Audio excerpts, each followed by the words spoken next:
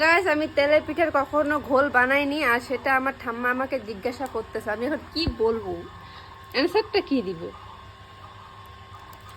এটা গুলি গুলি কেন আছে? কিসমিস বাদাম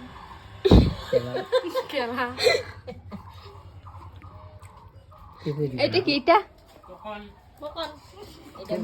মিঠাই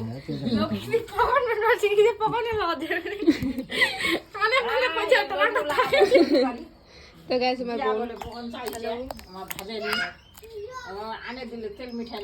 আমার দাদু করতেছে,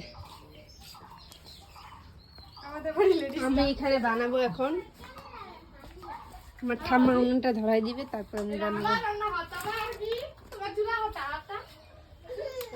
তো কে কে তেলে পিঠা খেতে পছন্দ করো অবশ্যই বলবা। কেউ বলে তেলে পিঠা, কেউ বলে মালপোয়া, আর আমরা বলি পকন।